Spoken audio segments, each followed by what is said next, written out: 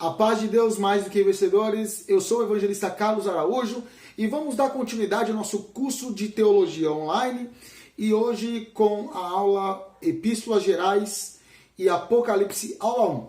Ok? Epístolas Gerais e Apocalipse, aula 1. Estamos partindo então para os últimos livros das Escrituras Sagradas e começamos pela Epístola aos Hebreus, a enigmática, para muitos, uma das cartas mais difíceis, dos livros mais difíceis de ler do Novo Testamento.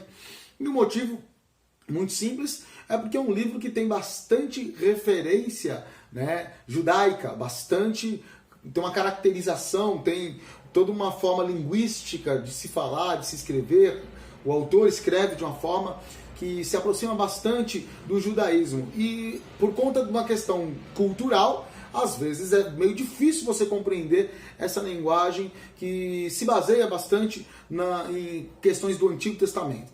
Ok? O autor ele começa estabelecendo, em Hebreus, a superioridade do cristianismo a toda a revelação prévia possível. Então o cristianismo, ele deixa bem claro, ele é superior a qualquer revelação anterior. Como assim, Carlos? Então, o cristianismo ele é superior ao judaísmo, e que é o povo de Deus anteriormente estabelecido, e o cristianismo ele é superior a todas as outras religiosidades antigas, da antiguidade. Desde a antiguidade clássica, greco-romana, até a antiguidade oriental, né? Ali na questão dos povos da Suméria, Mesopotâmia, como os persas, os assírios, os sírios, os babilônicos, né? Babilônicos, que são os caldeus, enfim, os egípcios. Todos esses povos, a religiosidade deles, ela é inferior ao cristianismo. Isso já é bom deixar claro, porque isso já, por si só, essa fala, já é uma fala que nos dias de hoje, dias de pós-modernidade, dias onde as pessoas elas tentam combinar as coisas, onde as pessoas tentam não deixar claro o que tem que ser deixado claro, para elas isso aí é um sacrilégio, você falar que uma religião ela possa ser superior a outra. Mas o livro de Hebreus ele começa, né? E por que o cristianismo ele é superior às outras religiões? Porque o cristianismo ele não é apenas um conjunto de pessoas. O cristianismo não são instituições, as mais variadas instituições que existem hoje, religiosas, cristãs, ao redor do mundo. Mas o cristianismo é uma pessoa, ele está a partir de uma pessoa, devido à dignidade de uma pessoa. E essa pessoa é Jesus Cristo, que é superior a todos os órgãos de revelação anterior. Fato esse que vem a advertir de que não se deve desprezar o Evangelho. O Evangelho não pode ser desprezado justamente pela dignidade da pessoa incrível que é Jesus Cristo. A autoria de Hebreus, a igreja primitiva, é uma controvérsia, né? A igreja primitiva do Oriente recebeu como sendo de Paulo. Então a igreja antiga, primitiva, primeira igreja que se estendeu tanto para o Ocidente quanto para o Oriente, a oriental acreditava que era de Paulo. Já por conta, apesar das diferenças das cartas de Paulo para a linguagem de Hebreus. A especulação provou-se, porém, né, ao redor do tempo, infrutífera. E por que ela provou-se infrutífera? Porque a melhor conclusão que se chegou foi a de um dos pais da igreja, chamado Orígenes, no século III, que declarava que só Deus sabe ao certo quem escreveu, né? Há quem diga que foi Apolo, enfim. Então temos aí algumas vertentes, uma mais forte talvez tradicional pendendo para Paulo, porque a igreja oriental daquele período acreditava que era Paulo, outros achando que pode ter sido Apolo, só que a melhor resposta é de Orígenes, só Deus sabe quem escreveu. Data e lugar. O lugar da composição é desconhecido, ninguém sabe exatamente, assim como ninguém sabe quem escreveu, ninguém sabe onde exatamente foi escrito. A única evidência em relação ao local em que o livro foi escrito é a saudação enviada pelos da Itália. Então, isso indicando que talvez pudesse ter sido escrito, está no capítulo 3, versículo 24. Talvez o livro possa ter sido escrito em Roma.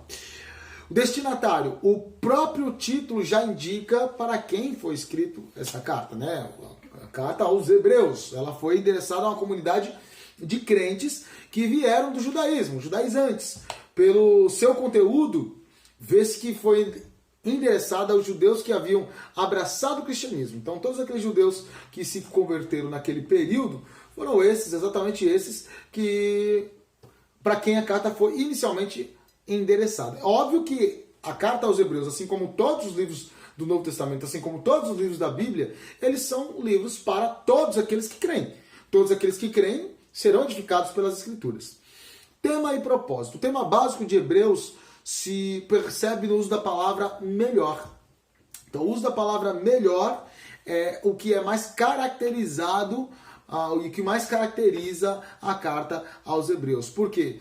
Cristo ele é melhor que os anjos, é melhor que Abraão, é melhor que Arão, é melhor que... Enfim, é melhor que todo o antigo pacto, né? As palavras perfeito e celestial são igualmente proeminentes em descrever superioridade da pessoa e da obra de Cristo. Então, Cristo ele é perfeito e Cristo ele é celestial, ele vem do céu, ele é do céu, ele nos traz o céu, nos leva ao céu e nos leva ao céu. Ele oferece melhor revelação, posição, sacerdócio, aliança, sacrifício e poder. Então, Cristo ele está além, ele é transcendente e superior. Quais são as chaves para entender Hebreus? A palavra-chave, ou as palavras-chave, é superioridade de Cristo. Então, como eu já disse para vocês, e fica claro para quem lê, superioridade de Cristo. Cristo é superior. Os versículos chaves você pode pegar como o capítulo 4, versículo 14 e 16, o 12, versículo 1 e 2, e o capítulo chave é o 11, sem dúvida alguma, os heróis da fé, um dos capítulos mais belos das Escrituras. Nesse capítulo o autor cita vários heróis do Antigo Testamento com o propósito de demonstrar o valor da fé cristã. Os assuntos principais giram em torno de Cristo e dos profetas, né? Nos primeiros versículos de abertura, o autor apresenta a relação de Cristo com os profetas. Você vai ter a relação de Cristo com os anjos, que Cristo é superior a esses. Cristo é maior que os anjos. De Cristo com Moisés. O autor se aproxima de Moisés com um extremo cuidado, porque vamos pensar, né, que justamente porque Cristo ele Moisés tipifica a figura de Cristo. Só que para um judeu, Moisés é muito caro. Moisés é muito importante, Moisés ele é precioso. É o maior profeta para muitos, ele é o libertador de Israel, usado por Deus, o tipo ideal do Messias, que é Cristo. Para nós cristãos, Jesus Cristo é o Messias. E então o autor ele se aproxima com cuidado de Moisés, sabendo quão alta era a estima então dos judeus pelo legislador da antiguidade. Cristo não é apenas o sumo sacerdote, é outro tema importante, mas também ele é superior aos sacerdotes arônicos, né? Ou seja, a partir da ordem de Arão. Cristo, em relação a Josué, Cristo é superior a Josué porque verdadeiramente ele conduziu o povo ao verdadeiro descanso. Josué conduziu o povo a Canaã, a terra prometida, e ao descanso temporário do povo ali, que depois se viu por conta do pecado do povo, que não foi determinante, mas o povo, por conta dos seus pecados, permitiu que fosse, se perdesse e perdesse a terra, inclusive, né? Mas Cristo não, Cristo ele vem e ele traz um descanso perpétuo para todos aqueles que têm fé nele. Cristo, em relação a Arão foi o primeiro sumo sacerdote do judaísmo, mas Cristo ele foi o primeiro sumo sacerdote, ele é o sumo sacerdote por excelência, que não tem pecado. Porque até Arão pecou, né? Mesmo sendo o primeiro sumo sacerdote, tão importante, tão precioso, ele pecou. Mas Cristo não. Cristo é um sacerdote, um sumo sacerdote que não tem pecado. Ok? Em relação à Epístola de Tiago, Tiago é um livro muito interessante, né? É um livro forte, que traz metáforas fortes, que traz uma mensagem fortíssima, que não alisa os cristãos, que não, embora Tiago fale debaixo do poder do Espírito Santo e, portanto, cheio do amor desse, ele vai falar com uma autoridade em que, se você se encontra em situações condenadas pelas palavras de Deus, através de Tiago, você vai se sentir bastante encabulado, vai se sentir bastante constrangido com o poder dessas palavras. Então, Tiago, a preocupação de Tiago ao escrever essa epístola é a prática cristã. Ele quer saber, ele quer entender um evangelho mais pragmático, um evangelho que se complemente na prática, um evangelho que não é apenas palavras bonitas, que não é apenas um discurso para o mundo poético, profético, apenas mais que seja prática cotidiana na vida de cada cristão. O autor identifica-se somente como Tiago, o nome era bastante comum no período e o Novo Testamento enumera pelo menos 5 homens com este nome, 2 dos quais eram discípulos de Jesus e um era o seu irmão. Acredita-se que esse Tiago ele é um dos meio-irmãos de Jesus. A data e lugar, o historiador Flávio Josefo, que foi um grande historiador do século I, contemporâneo ali dos apóstolos, que escreveu sobre Israel, ele diz que Tiago ele foi apedrejado e teve morte por volta de 62 depois de Cristo. Então, se foi assim, Tiago teve que ter escrito o seu livro antes de 62 depois de Cristo. O destinatário, Tiago, se destina às 12 tribos, ele escreve destinado às 12 tribos que se acham dispersas, né? Mas essa expressão 12 tribos é ambígua, deve ser entendida como um símbolo de todos os cristãos. Essas 12 tribos não são apenas judeus convertidos, como em Hebreus, mas todos os cristãos estão inclusos, porque agora todos os cristãos fazem parte da nova aliança, né? Assim como judeus convertidos e do reino de Deus. Tema e propósito, através de toda a epístola, Tiago desenvolve o tema das características da fé genuína. E essa fé genuína, mais uma vez falando, é uma fé prática, é uma fé pragmática, é uma fé que se vê, que se entende na prática e se observa. Fé verdadeira, ela só é quando você consegue observar. Se você não consegue observar, essa fé é morta. Se você ora por uma pessoa, mas você não ajuda ela, tendo a oportunidade de ajudá-la, a sua fé é uma fé que não vale. Tiago deixa isso bem claro. As chaves para Tiago, a palavra-chave é a fé que funciona, justamente por ser uma fé prática.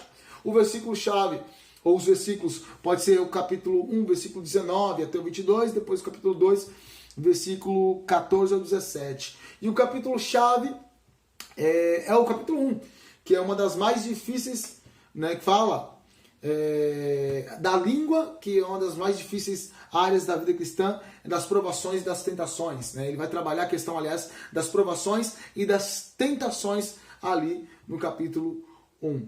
Alguns assuntos principais, primordiais em Tiago. Então, levantando novamente a bola, a tentação. Tiago está interessado na tentação, que por sua vez reflete algo de sua ideia da natureza do homem. A natureza decaída do homem, ela está muito mais sujeita à tentação do que a natureza original. Não que a natureza original não pudesse ser tentada, porque vimos tanto Eva quanto Adão sendo tentados por sua própria natureza. Então é evidente que o ser humano podia ser tentado mesmo antes da queda, mas a partir da queda a inclinação ao pecado ficou muito maior. Então, Tiago está interessado, tentação, por conta dessa natureza. Em relação à lei, Tiago também fala da lei, outro tema importante. Tiago tem a lei do Antigo Testamento em mente ao discuti-la em sua carta e também ele vai falar da questão da lei, trazendo sentido quando ela revela os pecados. A lei serve para revelar esses pecados. Ele também vai falar da questão da fé e das obras, que nós acabamos de falar, né? E o problema teológico de Tiago está no capítulo 2, versículo 14, que é a doutrina paulina sobre a justificação. Tem-se nela, né, sobre a base da graça mediante a fé, sem as obras da lei. Então, a graça que vai ser refletida e vai ser concretizada através da fé, sem as obras da lei. A graça não precisa das obras para operar. Ela vai operar independente das obras da lei. Entretanto, Tiago diz o seguinte, que proveito há, meus irmãos, se alguém disser que tem fé e não tiver as obras. Repare, então não é uma festa. Então, já que as obras, a prática, ela não vai me salvar, então eu não vou praticar, então eu não vou fazer, então a minha obra pouco importa. Não, pelo contrário. Tiago deixa bem claro. Se alguém disser que tem fé e não tiver obras, que proveito tem? Porventura essa fé pode salvá-lo? Assim também a fé, se não tiver obras, é morta em si mesmo. Ok? Então, a fé precisa ter a prática. E finalmente a escatologia. Né? E aqui ele vai trabalhar no sentido do iminente, e aí a questão da parousia, retorno do Senhor. E que é uma esperança viva para todos os cristãos, evidentemente. Né? Em relação à primeira epístola de Pedro, a primeira epístola de Pedro vai trabalhar a questão da perseguição, né, que pode levar você a crescer ou murmurar a fé cristã. Repare, a perseguição, então, ela acaba se tornando uma ferramenta preciosa para você, para revelar aqueles que vão ou murmurar ou que vão crescer espiritualmente. Então, a perseguição, ela, embora seja uma coisa complicada, ela não é uma coisa que você tem que aceitar como uma coisa gostosa, uma coisa legal, uma coisa interessante. Claro que não, a perseguição é muito ruim. Entretanto, ela revela o joio ela separa o joio do trigo, praticamente isso. E Pedro vai deixar isso bem claro, ok? Ao escrever aos crentes que estavam vivendo em meio à perseguição, Pedro lembra-lhes de suas raízes. E as raízes do cristianismo são raízes de perseguição. O próprio Cristo foi perseguido e morto na cruz. A autoria é o apóstolo Pedro, data e lugar, essa epístola ela foi escrita por volta de 64 depois de Cristo, e o destinatário dela, essa epístola ela foi destinada aos cristãos espalhados por toda a Ásia Menor. Em relação ao tema e o propósito da carta, o tema básico desta carta é a reação correta ao sofrimento cristão. Ou seja, como é que nós devemos nos portar em relação ao sofrimento. Sofrimentos virão. No mundo, o próprio Jesus deixa claro, no mundo tereis aflições, mas tenham bom ânimo. Então temos que encarar com ânimo. E quando se encara com ânimo o sofrimento, você consegue crescer. Se estabelece um novo padrão. Não um padrão segundo o qual as suas capacidades ou a sua incapacidade vai determinar a sua felicidade, seu humor, mas simplesmente você passa a entender que Deus está à frente. E você, sabendo que Deus está à frente, o seu sofrimento promove a glória de Deus. Isso não é apologia ao sofrimento, isso não é apologia a você querer ser ao masoquismo, a querer gostar de sofrer, mas isso é apologia ao fato de que Deus está do lado dos cristãos, do lado de quem crê, do lado de quem ama. Né? Chave para 1 Pedro, a palavra-chave é sofrimento por Cristo, então... O capítulo-chave é o 4, e é central, nesse capítulo, ele é centralizado na revelação neotestamentária acerca de como manipular a perseguição e o sofrimento causados pelo testemunho daquele que é cristão. Como é que você pode manipular isso para que você se torne uma bênção nessa terra? Sobre os assuntos principais, nossa apostila vai falar que o crente, em relação a Deus, né? O crente tem sua segurança em Deus, que é vivo, criador, transcendental e santo, longânimo e gracioso. Olha só quantas coisas. Deus é vivo, então não servimos um Deus que é morto. Deus está o tempo todo conosco. Ele é transcendental, ou seja, ele está acima de tudo e de todos, e por isso ele consegue conservar sua santidade, mas ele também é longânimo, ele tem prazer em perdoar, ele tem a paciência necessária para com todos nós, né? E ele tem graça. A graça dele, ela é superabunda sobre a vida de cada um que busca e daqueles que estão esperando. Em relação a Cristo e sua obra, Cristo é o Senhor ressurreto e o servo sofredor. Quando fala Senhor ressurreto e servo sofredor, né? Jesus ressuscitou, mas ele se apresentou antes de ressuscitar como servo sofredor até a morte.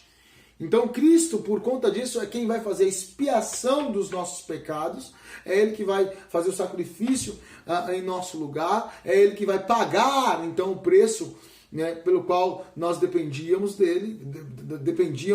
para a salvação, ok? Em relação ao Espírito Santo, basicamente vai girar em torno da carta de primeira epístola de Pedro, que ele é a causa da nossa consagração e nos transforma em uma casa, olha que maravilha, o Espírito Santo nos transforma em uma casa espiritual, ele repousa sobre os crentes e inspirou os profetas, tanto no Antigo Testamento quanto no Novo Testamento. Então, o Espírito está sobre nós e ele inspirou tanto aqueles grandes profetas do passado, como Elias, Eliseu, né? Isaías, aí vai, e inspira hoje profetas que declaram a palavra de Deus. Ele também, Pedro vai trabalhar a questão nessa primeira carta dos ensinos morais, e vai falar da purificação da mente e invocação de Deus. Purificação da mente. Nós cristãos precisamos manter a nossa consciência limpa e pura diante de Deus. Para isso precisamos buscar com fé e com toda a inclinação para a verdade o que é moral, o que é correto. E o que é moral e o que é correto, Carlos? Aquilo que a Escritura declara. Aquilo que a Escritura declara. Né? Também ele vai falar da questão da invocação a Deus, invocar a Deus para que as boas obras se cumpram nas nossas vidas, a restrição ao mal e de que forma eu vou me restringir ao mal, eu vou me restringir do mal através da prática do bem. Praticando o bem eu vou conseguir viver uma vida sã, uma vida abençoada. As bênçãos advindas dos sofrimentos por causa da justiça de Deus também. Então não é à toa que os nossos sofrimentos em Cristo eles acontecem, mas quando nós prestarmos contas diante de Deus, que é o juiz dos vivos e dos mortos, com certeza seremos honrados. E por isso nós devemos nessa terra nos humilhar, Pedro mostra, debaixo da mão poderosa de Deus, né? Com toda a abstinência, a todo tipo de ansiedade, todo tipo de mal, a todo tipo de coisas perversas desse mundo. Ok? Em relação à segunda epístola de Pedro. Aí nós vamos partindo aqui para a segunda epístola. Enquanto a primeira carta trata dos problemas externos relacionados às perseguições, nesta segunda carta, o que Pedro vai fazer? O foco vai estar nos problemas internos. Ou seja, o intuito do autor é advertir os crentes que sofrem, tanto externamente, que também existem sofrimentos internos. Esses sofrimentos internos que são dentro da igreja, eles são causados por falsos mestres que estão tentando prejudicar a doutrina genuína cristã.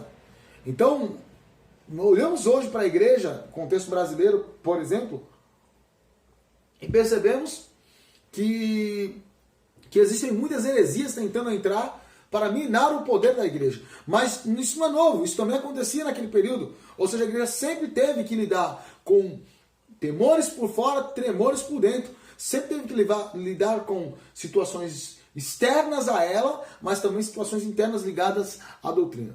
A autoria, não há certeza quanto ao autor dessa carta, mas tradicionalmente se aceita como sendo Pedro, né? Como eu tenho declarado aqui, porque nós declaramos de uma forma mais ortodoxa e da forma como se entende a maioria. Data e lugar, se essa carta ela foi escrita de fato pelo apóstolo Pedro, ela foi escrita antes do seu martírio, que ocorreu entre 64 e 66 depois de Cristo. Então provavelmente foi escrita em Roma, quando Pedro estava ali preso, aguardando para ser julgado, ou um pouco antes disso. O destinatário, Pedro tinha em mente os mesmos leitores da Ásia Menor, da primeira carta. Tema e propósito da segunda carta de Pedro. O tema básico que percorre a segunda Pedro é o contraste entre o conhecimento e a prática da verdade versus a falsidade. Então, conhecimento e prática da verdade versus a falsidade. A verdade ela tem que prevalecer sobre a falsidade. Para isso, primeiro, precisamos conhecer. Se eu não conheço a verdade, eu não tenho como praticá-la. Depois que eu conheço, eu tenho que praticá-la. E eu tenho que praticá-la de forma que ela negue a falsidade que está estabelecida pelas trevas. A luz vai brilhar através da verdade que eu pratico em relação às trevas da falsidade que o mundo pratica. O propósito dessa epístola consiste em, então, proporcionar um lembrete aos leitores acerca dos elementos fundamentais da vida cristã e dos quais eles não devem jamais se afastar. Nunca se afastar dos elementos principais daquilo que Deus ele coloca e ele propõe para os seus servos. Chaves para 2 Pedro, palavra-chave advertência contra os falsos mestres. O versículo-chave gira em torno do capítulo 1, versículo 20, 21, capítulo 3, versículo 9 ao 11, e o capítulo-chave é o 1. Os assuntos principais de Pedro são o seguinte, dessa segunda carta de Pedro. A revelação bíblica, primeira coisa. De forma surpreendente, Pedro vai mostrar o quê? Pedro mostra a necessidade da base sólida para manter-se a igreja dentro da vontade de Deus. E a base sólida são as Escrituras. Não é revelação pessoal de um irmão, de uma irmã. Não é achismo de um ou de outro que considera a verdade isso ou a verdade aquilo, ou uma interpretação X ou uma interpretação Y. Mas é a Escritura, é claro, sendo interpretada da forma correta, no método histórico-gramatical, onde você olha para o contexto, onde você olha para aquilo que as palavras-chave de cada passagem declara, olhar a Escritura de forma de tal como ela é e não querendo forçar para o nosso bel prazer. Quando você faz isso, você estabelece uma base da revelação bíblica para a sua vida, para a sua comunidade, para a sua igreja. Também fala do dia do juízo, que depois de apoderar-se do fundamento da doutrina e fé, né, que sedimenta a igreja, Pedro volta-se para mostrar que os falsos mestres não ficarão impunes. Deus trará juízo. Talvez às vezes nós olhamos assim, pessoas fazendo atrocidades e ficamos preocupados com aquilo, achando que caramba, será que não vai ter uma punição? Será que não vai ter algo? Será que Deus não está vendo? Deus está vendo. E se não houver arrependimento, aquilo que aquela pessoa que está praticando, que conhece a verdade, está praticando de errado, ela vai se ver com Deus. Então o arrependimento ele é necessário. Mas se não houver, o juízo virá. E finalmente a volta de Cristo. Os falsos mestres, eles provocavam a igreja, né, tentando convencer ela de que onde está a promessa da sua vinda. Tentavam tirar a esperança dos irmãos. Olha que absurdo. Tentando minar, tentando pôr dúvidas nos crentes em relação à esperança da vinda de Cristo. E aí eles colocam, né, ainda na carta, porque desde que os pais dormiram, todas as coisas permanecem como desde o princípio da criação. Olha que absurdo, né? Então, eles queriam colocar que, olha, está tudo como era antes, está tudo igual, está tudo semelhante, está tudo, nada mudou, as coisas que acontecem já aconteceram no passado, então Cristo não voltará, ou parece que ele não voltará nem tão cedo. Uma falácia, uma mentira. Devemos permanecer pregando o Evangelho, porque o tempo de Deus não é o nosso, como nós sabemos.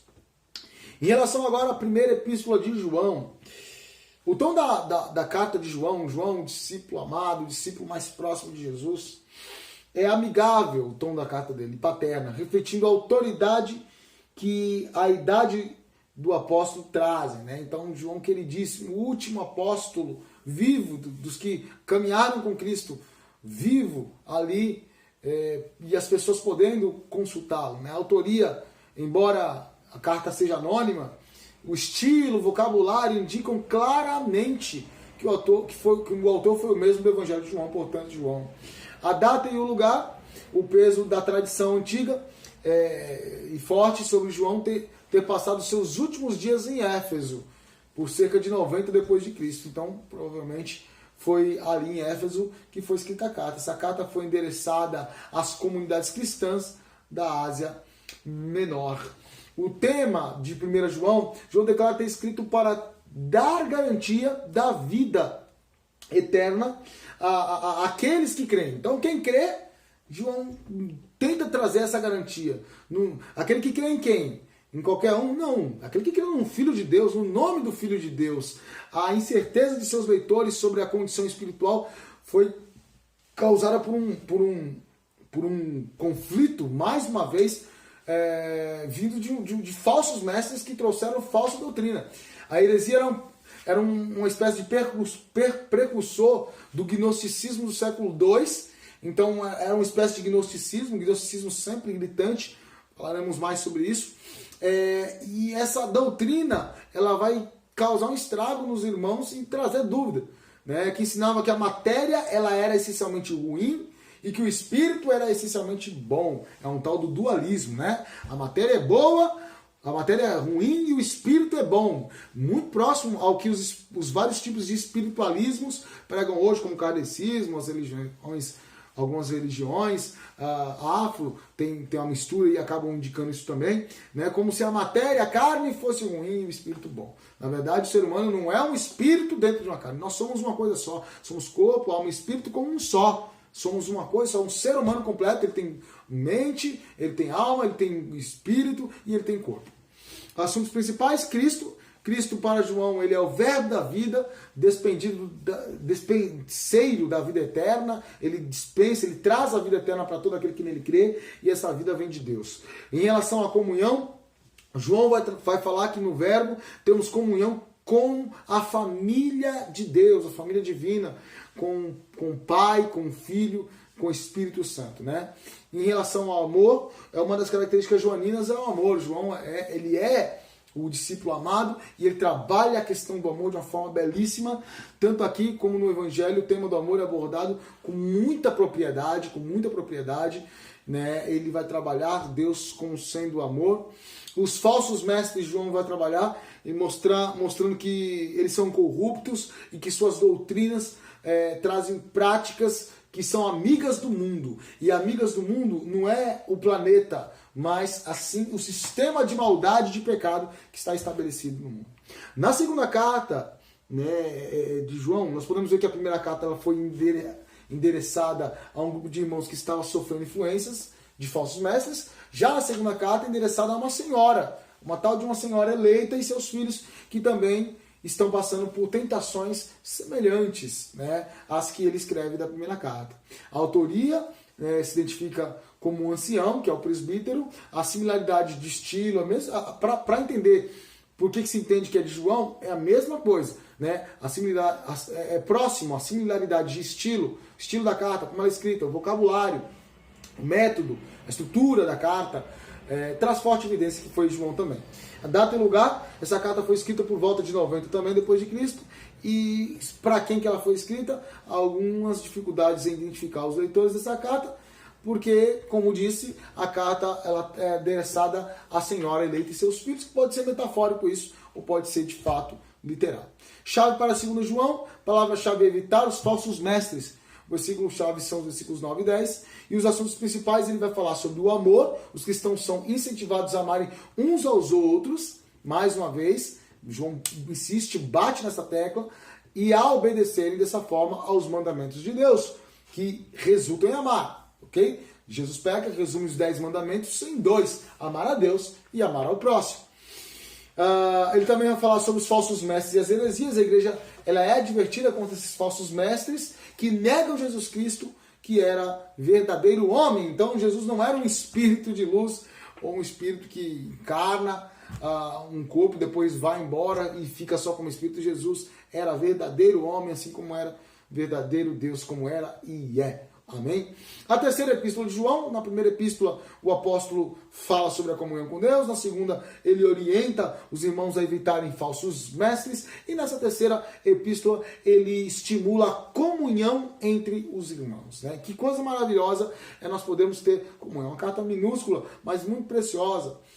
O autor, pelas mesmas características, é o apóstolo João, acredita-se. A data, mesmo período também, por volta de 90 depois de Cristo, provavelmente de Éfeso, igualmente, e ela foi endereçada ao irmão e amigo Gaio, precioso para João.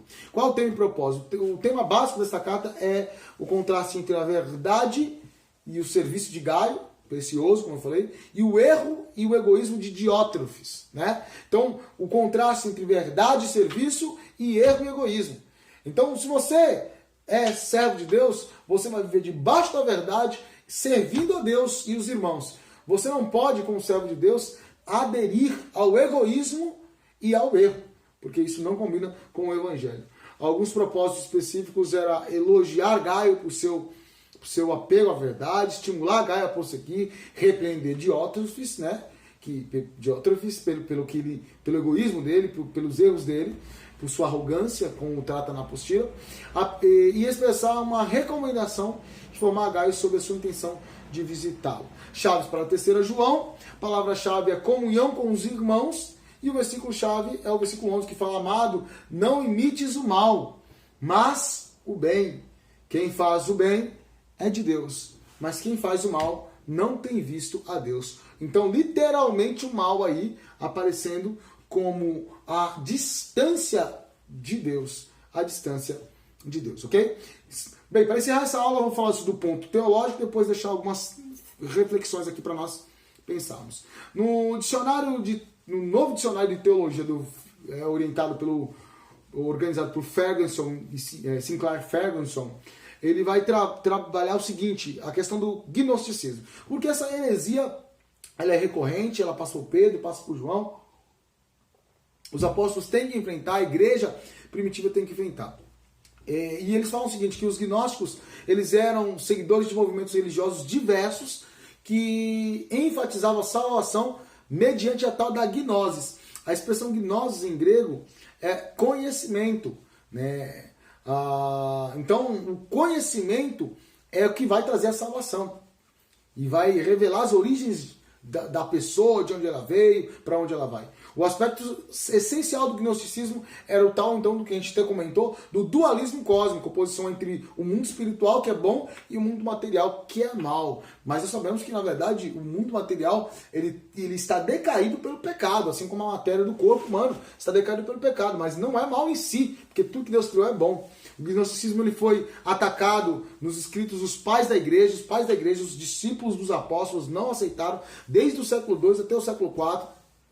Você pode verificar a tal da teologia patrística que fala sobre isso, que consideravam em seus vários grupos como perversões heréticas do cristianismo. O gnosticismo eram perversões heréticas, tinham similaridade, mas não eram cristianismo, né? Muitos estudiosos de hoje querem que se tratasse, em alguns casos, do fenômeno religioso independente, então, do cristianismo.